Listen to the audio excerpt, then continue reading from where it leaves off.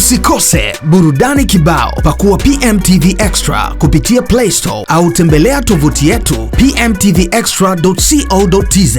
PMTV Extra, tuko kiburudani zaidi.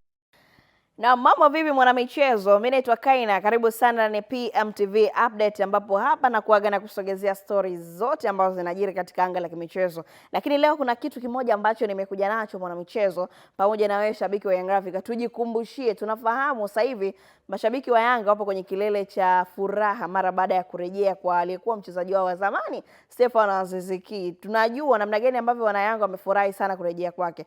Kitu ambacho pengine mwanamichezo ukifahamu ama mtu ambaye anajiuliza kwa nini Yanga wanafurahia kurejea kwa Aziz Ki, si kitu cha kujiuliza, kwa sababu tunajua balalo alifanya Stefan Aziz Ki msimu 22-23 alivyotua Tanzania hapa kwenye ligi ya Tanzania, alilolifanya 23-24, 24-25 mpaka kuondoka. Misimu mitatu ameitumikia ikiwa hapa ligi ya Tanzania. Stefan Aziz Ki ambaye msimu wa 23-24 ndio MVP wa michuano ligi kuu soka Tanzania bara. Tunamzungumzia top scorer michuano, tunazungumzia mchezaji ambaye pengine tunaweza tukamuita sasa ni X Factor, kwa namna ambavyo hata Yanga wamempa hadhi ya X Factor. Kwa nini X Factor? Kwa sababu tu tunamuona Azizi ambaye alikuwa anaweza kufanya maamuzi hata pale Yanga ambapo unaonekana hapa Yanga ina uhitaji wa mchezaji sasa kutumia akili zake na uwezo wake binafsi kwa ajili ya kufanya maamuzi. Sasa kitu kikubwa ambacho watu wamejiuliza, Yanga walikuwa sahihi kiasi gani kuruhusu mchezaji wao Alan Okello ambaye alikuwa bora zaidi msimu uliopita.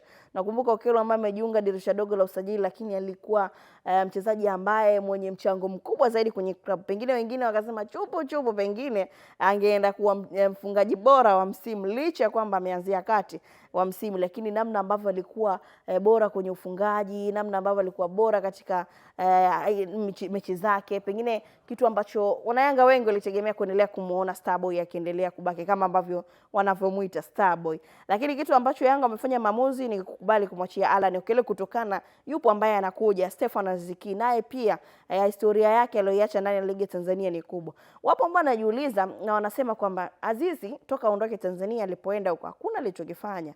Hakuwa na kiwango bora ambacho pengine kama timu nyingine aidha hamumjui Azizi ingeshawishika kumsajili, lakini nikwambie kwamba historia aliyofanya Azizi alivyotoka hapa ndio kitu ambacho kimemrudisha hapa Tanzania. Kitu ambacho alichokifanya hapa, kama ingetokea amepatikana mchezaji ambaye amefanya bora zaidi yake, pengine labda Stefan asingeonekana bora. Kama angeendelea kuwepo hapa asingeonekana kwa nini anarudi, lakini tunamzungumzia mchezaji ambaye amefanya vitu ambavyo mpaka leo pengine hakuna mtu ambaye atasema mchezaji wangu huyo anaweza kaamua mechi hii.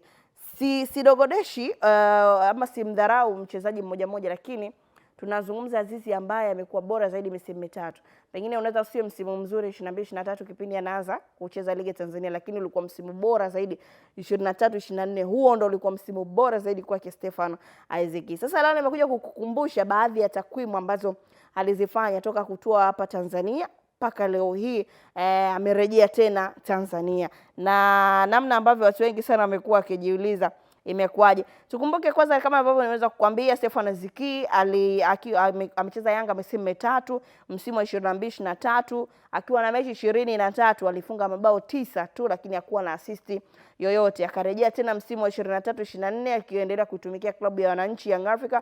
Alicheza mechi 27 akiwa na mabao 21. Katika mechi 27 aliweza kufunga mabao 21, lakini msimu wa 24-25 alicheza mechi 25 akiwa na mabao 9, assist 7.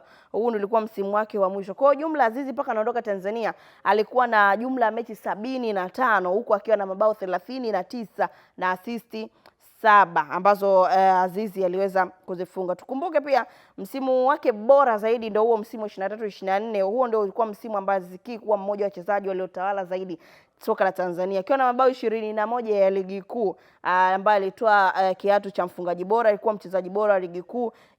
Pia Yanga ilitoa ubingwa wa ligi kuu. Katika msimu huo pia alionyesha kiwango kikubwa zaidi kama kiungo mshambuliaji, na mabao yake ambayo amekuwa watu wengi sana wakiyakumbuka. Kuna mabao aina ambao alicheza dhidi ya Simba Sports Club. Nakumbuka Oktoba 22 anapotua, ilikuwa ile dabi ya kwanza kabisa ambayo alifunga, ilikuwa ni sare ya 1-1 dhidi ya mpinzani wao Simba. Alitupia Stefan Aziz Ki, lakini nakumbuka dabi ya 5-1 Azizi pia alitupia, na dabi yake ya mwisho kabisa alifunga kwa mkwaju wa penalty, pia alitupia Stefano Aziz Ki.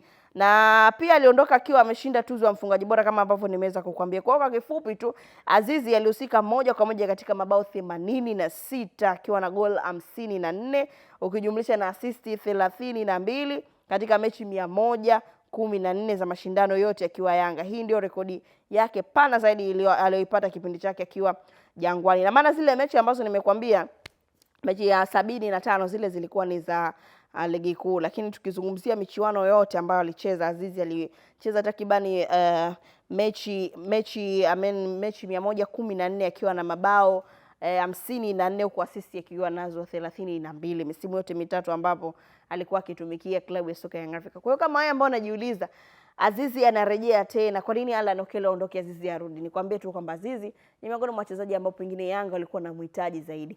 Niambie comment yako hapo chini, pengine unaenda kumuona Azizi wa namna gani? Unategemea kwenda kumuona Azizi wa namna gani msimu huu? Na je, Young Africa walikuwa sahihi kumuondoa Alan Okello na kumbakisha Stefano Aziz Ki? Je, unakubali kwamba Stefano Aziz Ki ni X Factor na kwamba ana hadhi sasa ya kuitwa X Factor? Dondosha comment hapo chini ili tuweze kufahamu wewe una mtazamo gani katika hili. Mimi naitwa Kaina, kitu nadhaminiwa na PMBet, nilikuwa na director Nyoni nyuma ya kamera. Endelea kubaki hapa kwa habari zote ambazo zinaendelea kusogezwa.